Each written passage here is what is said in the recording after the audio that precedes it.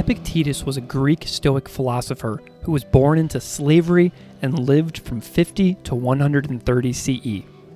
Though Epictetus was just a teacher and wrote nothing of his own, his Stoic discourses were captured by his student Lucius Flavius Arrianus, known to scholars as Arrian. The guest on this episode is Robin Waterfield, an independent scholar and translator living in southern Greece, and the topic of our conversation is Epictetus, the Complete Works, Handbook, Discourses, and Fragments, out now from the University of Chicago Press. In this episode, we discuss the life of Epictetus, some characteristics of Stoicism, the life of Arrian, and more. You can visit Robin Waterfield online at robinwaterfield.com, and you can find me on Twitter at classical_ideas. It was a delight to meet with Robin again 4 years after his first appearance on this show, and I really hope you enjoy our conversation.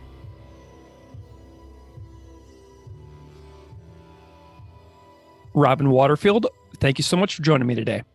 Well, thank you very much for the invitation, Greg.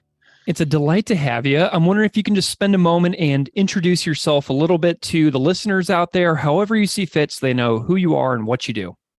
Okay, well, I'm a British scholar. Oh, well, no, actually, I should say English now, since Britain seems to be falling apart.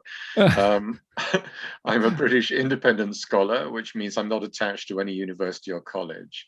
I've lived for the past 15 years in the far south of Greece, and I also have Greek citizenship by now. I've had over 50 books published. In the early days, I wrote a variety of books, including children's fiction, but I've always specialized in the classical world, or more specifically in the ancient Greek world rather than the Roman world. And I even taught that at universities in the UK for a while. When I say I've had over 50 books published, I'm including translations, not just because translating is pretty much as difficult in its way as writing a book, but also because I write the introductions and notes. I generally write the introductions and notes to my translations. And by the time I've done that, I've written original stuff at book length anyway. Mm-hmm. So that's what I do, really. I live in the south of Greece. I also have a small olive farm producing beautiful olive oil, and I write books, and that's it. I love that. I remember you talking about your olive farm last time you were here. One of the other books that you wrote, How Socrates Died, was something that you and I talked about on this exact show for the June 25th, 2018 episode. And I actually had to go back and find the exact date that I put that out, because I was like, we have to talk about this. I was a podcast virgin. That was my first podcast. Amazing. And have you done a lot since then? I've done a lot since then, particularly during COVID, when people were getting used to using Zoom and things like that. And so yes, I've done a lot since then. But you were my first, Greg. That is so amazing. I absolutely love that. And so we actually get to talk face to face now. We didn't get to do that the first time around. So this is like such a delight. And, so it's great to have you back, Robin. And, I'm wondering how your life and work has been since you were last here over 4 years ago. Because so much has changed. We're talking about like a different world then. How has your time been since then? Well, in a sense, of course, much of it has been pretty much the same as everybody else's. In other words, I was in COVID lockdowns and restrictions and things like that. There's a sense in which COVID didn't really change my life that much, because pretty much all I do, as I've already said, is sit at my desk and write books. Yeah. I had to find a way around the fact that libraries were closed, because I need access to good academic libraries, but the worldwide community of classical scholars was fantastically helpful when it came to supplying material that was unavailable to me. I subscribed to a classics listserv, and I just put up requests on that, and I had the papers and even the books within a few days. So since we actually spoke in May 2018, but it was published in June. Since then, I've had 4 translations published, including this recent one, Epictetus, and 2 original books, one on the ancient Olympic Games and one on the very obscure 3rd century BCE and the Macedonian king Antigonus Gonatas. Wonderful. What are the titles of those other 2 that we don't have a chance to discuss today? The Olympic Games one is called Olympia, the story of the Olympic Games, I think. Okay. And the Antigonus Gonatas book is called The Making of a King, Antigonus Gonatas of Macedon and the Greeks. Wonderful. I just wanted to make sure we get those out there. So we are going to dive into your new book out now through the University of Chicago Press called Epictetus, The Complete Works, Handbook, Discourses, and Fragments. Tell me about the origin of this project and kind of how this like took shape for you over the last couple of years. Well, it came about in a very mundane fashion, really. I mean, that book I've just mentioned, The Making of a King, Antigonus Gonatas of Macedon and the Greeks, was published by the University of Chicago Press. I think as an act of generosity, they wanted me on their list because it's an obscure topic, and that book was never going to be a bestseller. So that was my contact with Chicago, who've also published the Epictetus. And then secondly, I had already translated for basic books an annotated edition of another Stoic thinker, Marcus Aurelius's famous Meditations. And since I really enjoyed doing that, I offered Epictetus to Chicago, who had already published the complete works of Epictetus's most important Stoic predecessor, Seneca the Younger. And they said yes. And so I got down and did it. Amazing. I love it. Something this has been a topic that's been long requested on this show. I've never done an episode on Stoic studies at all. This is my very first one. I've never mentioned Epictetus on this show that I can remember.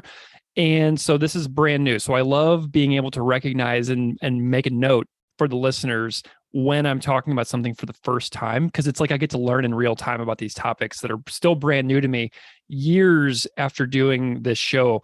So I'm wondering if we can tease out a couple of terms here. Maybe defining Stoicism, like kind of giving like a little potted introduction to that topic in general might be a good place to start. What do you think? Okay, I'll try. I mean, it's a huge topic, of course. There are whole books written about Stoicism, but I'll see what I can do in a nutshell. Nowadays, of course, Stoicism means, what should we say, the ability to endure hardship without complaining and without displaying emotion. And that is a true reflection of ancient Stoicism, but there's a lot more to it than that. Stoicism was not a matter of faith. Every one of their tenets was argued for, but I don't have time to explain the arguments. That really would take a long time. So here's a kind of a bullet list of the main characteristics, or at least the main characteristics in one of three fields. The Stoics divided philosophy into three fields: physics, logic, and ethics. And I'll focus on ethics because that's Epictetus's focus in the Discourses. So the starting point for the Stoics is that the only good thing there is virtue. And the only thing that is bad is vice or imperfection. Only a fully virtuous person is truly happy or fulfilled. Everything else, everything other than virtue or vice, is what the Stoics called an indifferent. It's neither good nor bad, and it has nothing to contribute to our happiness or misery. That means, 99.9% of what we encounter in the world is, for the Stoics, an indifferent. But we, people, treat indifference such as pleasure, wealth, health, and so on, as if they were important. And that is what attaches us to the material world and its values. This is the fundamental error. In Stoic terms, we assent to mistaken propositions such as that pleasure is good, and so we drag ourselves down to the level of beasts or infants. But you can see, I think, straight away how extremely difficult it is to be an enlightened Stoic sage. Only a fully virtuous person is truly happy or fulfilled. But since 99% of our lives is dealing with indifference, and generally getting caught up in them, even the Stoics admitted that a fully enlightened sage was a rara avis, as rare as, I can't remember what they said, as rare as the phoenix or something like that anyway, but extremely rare.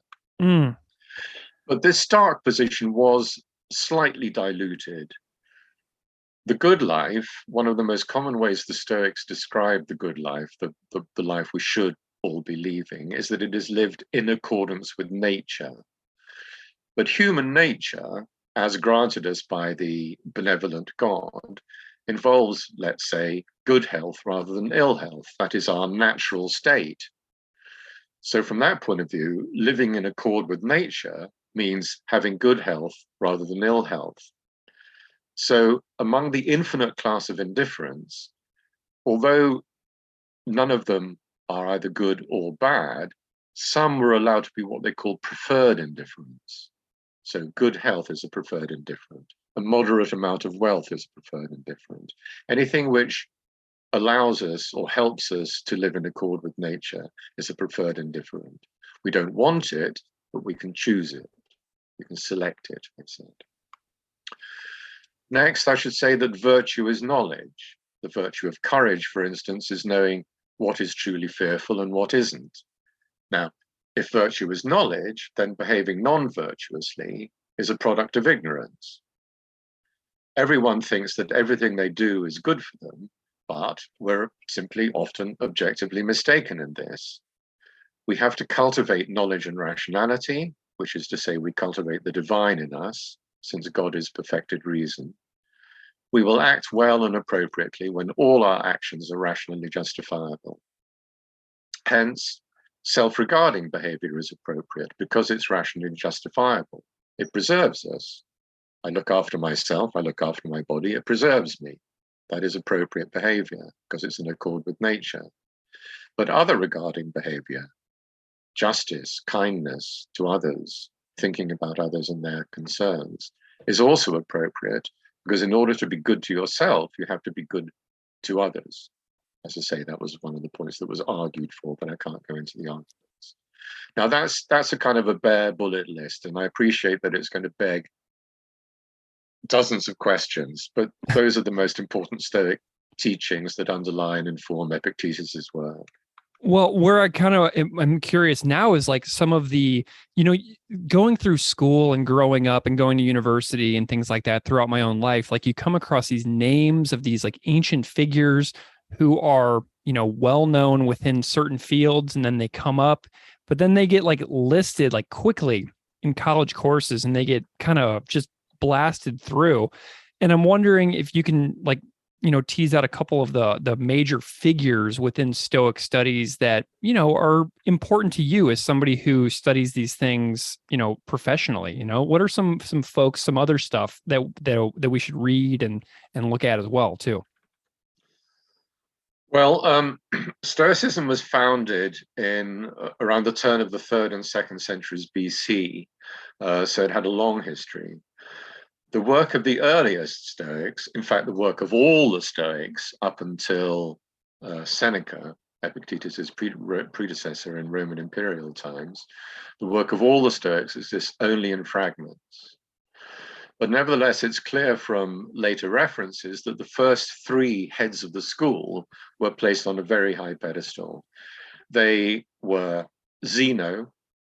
This is not the Zeno of Zeno's paradoxes. Lots of people have heard of Zeno's paradoxes, but that was a different Zeno. This is Zeno, originally of Citium in Cyprus. He was the first head of the school, and then Cleanthes, and then Chrysippus. They were the first 3 heads of the school in the early 3rd century BCE. And of these, Chrysippus was the most important theoretician of Stoicism. And ever since his work, he wrote dozens and dozens of books. Ever since his work, the Stoics looked back to him. So, for instance, when I say that Epictetus was a Stoic teacher, that means, above all, that he based his teaching on the work of Chrysippus. So these 3, Zeno, Cleanthes, and especially Chrysippus, established Stoic orthodoxy. In the centuries between them and Epictetus's time, in the 2nd century, the end of the 1st and the beginning of the 2nd century AD or CE, there were plenty of other eminent and important Stoics, such as Ariston, Diogenes of Babylon, Panaetius, Posidonius, but they weren't always fully orthodox. So I skip over to the Stoics of the Roman imperial period, where, as I've just said, for the first time, we have complete texts. And there, the most important Roman Stoics were Seneca the Younger, Musonius Rufus, Epictetus, and Marcus Aurelius. Excellent. So I want to know a little bit about the life of Epictetus.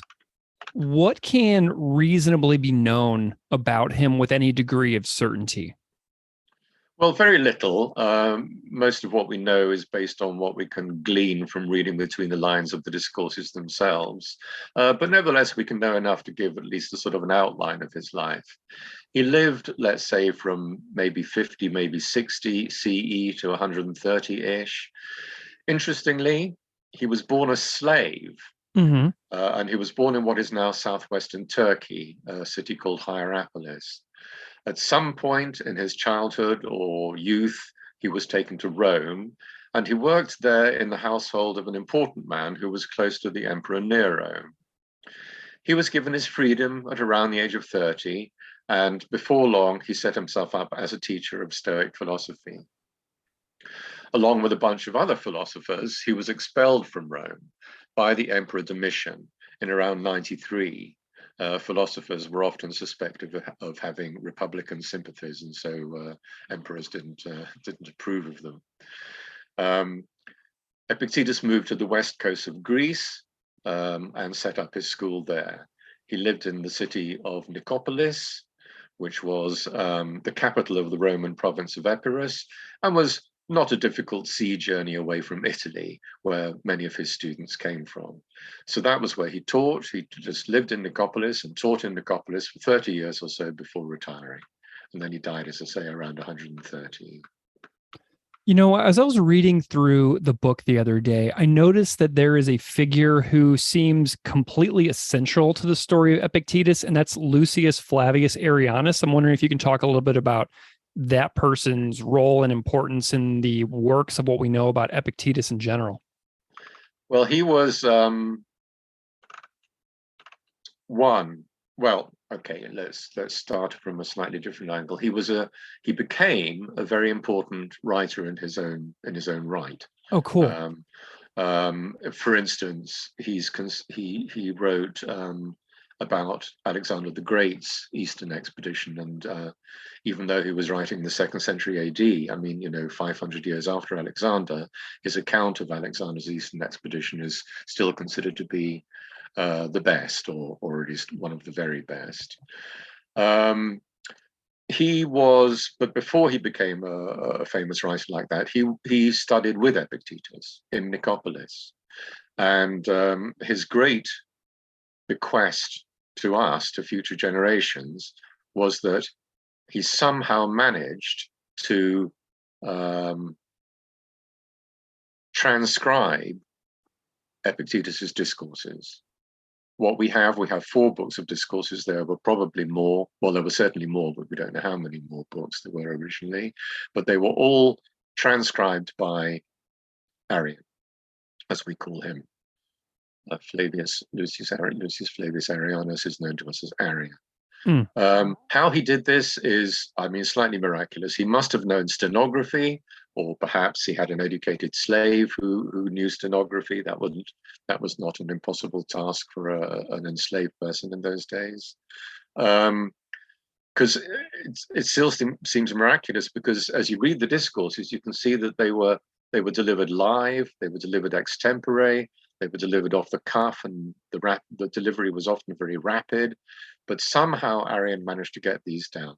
There may have been already a stock of at least some of the discourses, but it's really due to Arrian that we owe the discourses.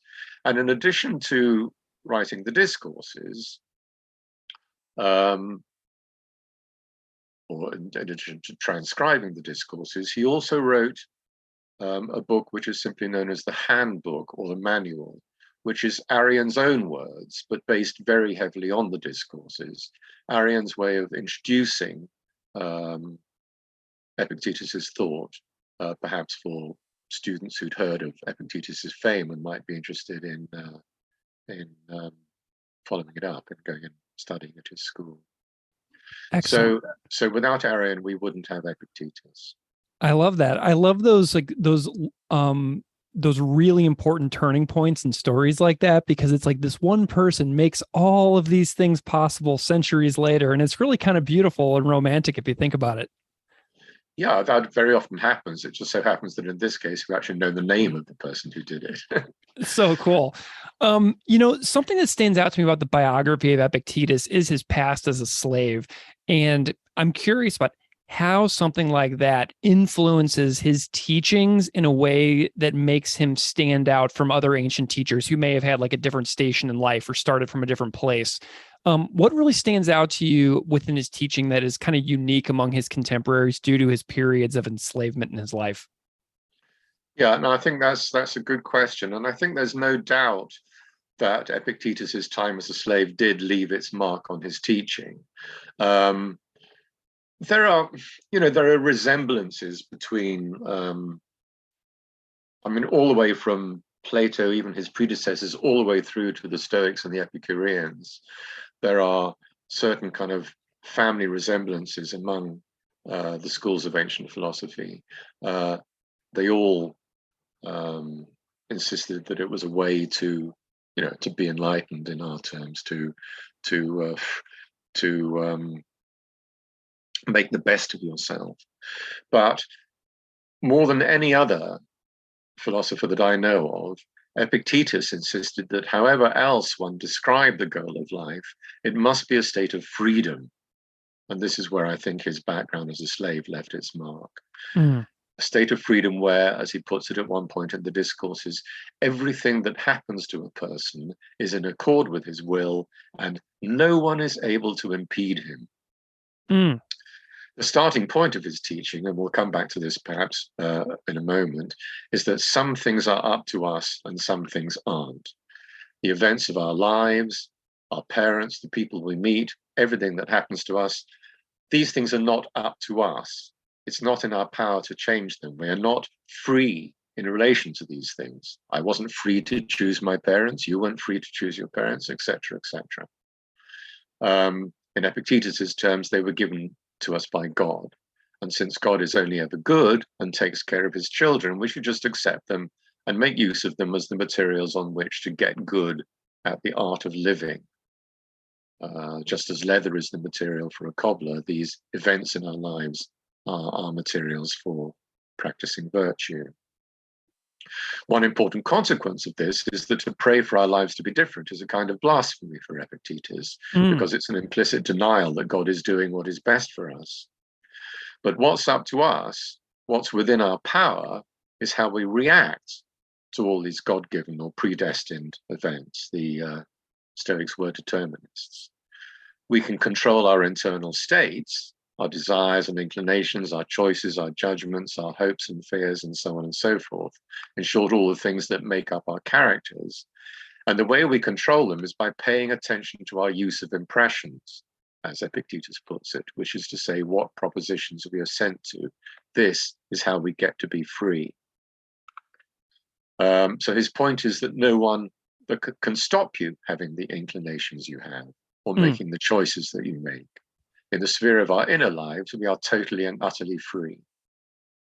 And just as a footnote to that, I'll say that to me is why the scene in George Orwell's 1984 is so terrifying. The one where Winston Smith is being tortured until he admits that 2 + 2 = 5. Right. Because 2 + 2 = 4 is one of Epictetus's standard examples of a proposition that you can only assent to because it is true. And so, but Winston Smith was being forced to assent to something that was false. Is there any documentation that George Orwell was an appreciator of Stoic studies? Not that I know of, but that doesn't mean it doesn't exist. True. I love it. In the introduction to the book, you say something that really caught my eye. As I was going through the different teachings, you say that the point of reading text is to learn how to judge things correctly and then apply those judgments in real life situations. And I was thinking about how ordinary, mundane things that happen to us on any given day, like, getting caught behind somebody at a red signal in your car for too long, or, the weather being terrible, and how these things have such a determining factor over our everyday lives for so many people, and how such mundane things can like ruin our day-to-day existence. It got me really thinking about this quote of like applying judgments in our real life. And so I definitely wanted to ask you about, some of your favorite Epictetus teachings. Like, do you have like a top three to connect to examples of like the way you see your own day-to-day life? Do you like have some favorite lessons from throughout the book that you would like to, reflect upon? I wouldn't really say that that anything is my personal favorite. This is one of the odd things about working as a translator, is that the way you approach the text isn't really in a personal fashion. You're simply trying to reproduce as faithfully as possible what you read there, Mm-hmm. rather than kind of necessarily applying it to yourself. So I wouldn't say that I had favorite teachings in that particular sense, but what I would say is that one of the great things, I mean, you asked, do I have a top three favorite teachings? But what the great thing about Epictetus is that there isn't really a top three. In his discourses, at any rate, which is all that survives, what he's doing there is he reduces the complexity of Stoic practical ethics to its simplest foundations. So rather than there being a top three, there's really only one axiom. And I certainly appreciate this axiom. Sure. And everything else he says follows from and is an elaboration of this single axiom. And the axiom is the one with which Arrian started the Handbook. Some things are up to us and some things aren't. And what he means by this is roughly as follows. I've covered some of this already, but it's worth repeating because, as I say, it is actually the core of Epictetus's teaching. So some things are up to us. Some things are not up to us, I should say first. They are external to us and just happen to us. As I've said before, the events of our lives and so on and so forth. But our minds are our own, and we can control our internal states and our responses to events. These things are up to us and can't be thwarted by anyone or anything else. If you know that it's daylight today, no one can make you say that it's night. That's one of Epictetus's examples. So we need to learn to accept experiences and events over which we have no control, to recognize them as indifferent, to bring up that term again, and to use them as the materials on which to practice virtue. We need to see them as the gifts of a providential God who steers and arranges everything in the universe, great and small, for the best, especially for his favorite creatures, humankind. And in this way, fated events become opportunities, not constraints. So if we understand that our happiness doesn't depend on our bodies and possessions and careers, but on the mental faculties that are up to us, on the use of our will, then we'll free ourselves of negative emotions, those that are not supportive of our natural potential for goodness. And our rational faculty, the distinctive part of the human being, will begin to work better now that it's uncluttered by unnecessary reactions. It will begin to judge things correctly. And since everything bad that happens to us is a result of our own wrong judgments, we'll start to live well. In other words, what Epictetus is saying is that it's a fact of our human nature that we have all the resources we need to achieve happiness in a smoothly flowing life. No one empowers or disempowers us except ourselves. Moment by moment, we need to assess our mental condition to make sure that we're focusing only on things that are up to us and not letting externals worry us. And that way we can take control of our lives. So you see, from that single axiom, some things are up to us and some aren't, you get this increasing density of thought. And I don't mean dense in the sense of incomprehensible at all, because Epictetus is wonderfully clear. Yeah. But yeah, just from that single axiom, everything else follows. And so that's his. You see, he was a teacher. He was obviously a practicing Stoic as well. But what we mainly see of him is as a teacher. And so it was important for him as a teacher to simplify things, to take things back to their rock bottom basics. And that's why he came up with this single axiom. Yeah, the book is wonderfully clear as well. Like, it's really accessible because I'm not a specialist in this field. You know what I mean? I'm just a high school teacher who likes talking to people about their scholarship. So for someone like me who very much has not studied these topics to, be able to dive into something like this and comprehend what's happening, I mean, it says a lot to me because I'm just that kind of reader. You know what I mean? I'm glad. Yeah, so it works. It's wonderful. Living where you live in the world too. You've been on this show twice now. We talked about Socrates, we talked about Epictetus. I'm wondering if you have any if you do any travels around your work, if you go to places around the region that you've relocated to, and if you have any just like adventure stories that you'd like to share from like living in this part of the world that you study as a scholar. When I write my history books, yes, my wife and I, take a couple of weeks away from home and we drive around. Like, for instance, when I wrote a book on the Roman conquest of Greece, the Romans came into what is now Albania and Croatia, and so we traveled all the way through Albania and Croatia and places like that. But when I do my translations, not so much. So I've never done, as it were, a dedicated Epictetus tour. He was born, as I mentioned before, in Hierapolis, in what is now southwest Turkey. And I've Googled that, and it looks wonderful. There are quite a lot of ancient remains left, and it looks well worth a visit. And I'd like to get there sometime.